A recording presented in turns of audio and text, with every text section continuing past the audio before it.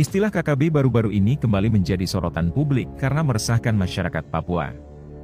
KKB melakukan penyerangan dan penembakan terhadap warga sipil mengakibatkan sejumlah warga atau orang yang menjadi korban. Sebelumnya sedikit kita membahas apa itu KKB. Mungkin ada dari banyak kalian yang sudah mengetahui KKB. KKB adalah singkatan dari kelompok kriminal bersenjata bagi suatu kelompok di wilayah Papua yang menebar teror, baik kepada warga sipil hingga TNI dan Polri.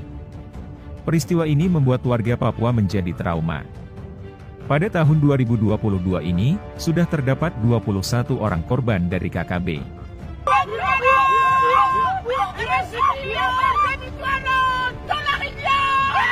Sementara sepanjang 2021, sedikitnya ada 18 orang meninggal termasuk peristiwa yang paling mengagetkan adalah Kepala Badan Intelijen Negara Daerah Papua, Maijen TNI Anumerta I Gusti Putu Dani Karyan Nugraha gugur tertembak.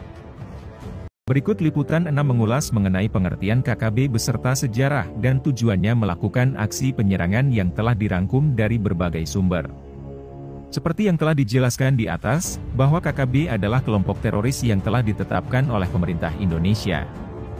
KKB sendiri melakukan penyerangan terhadap warga sipil, TNI dan Polri, hingga tenaga kesehatan. Melansir laman DPR.go.id diketahui sebelumnya KKB Papua bernama Organisasi Papua Merdeka atau OPM. OPM ini selalu menyuarakan mengenai referendum, supaya Papua dapat merdeka dan berdiri sendiri. Dengan kondisi yang semakin parah dan meluasnya konflik karena aksi KKB yang merupakan kelompok pro-kemerdekaan tanah Papua ini mendorong pemerintah mengambil tindakan yang lebih tegas dengan menetapkan KKB sebagai kelompok terorisme.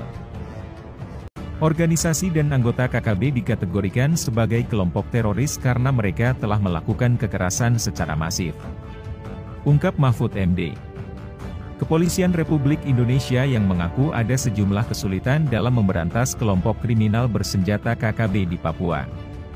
Akan alasan tersebut sangatlah menarik untuk digali lebih dalam mengapa ungkapan tersebut tercetus. Perlu untuk diketahui, KKB Papua sendiri sudah ditetapkan sebagai kelompok teroris sejak tahun 2021.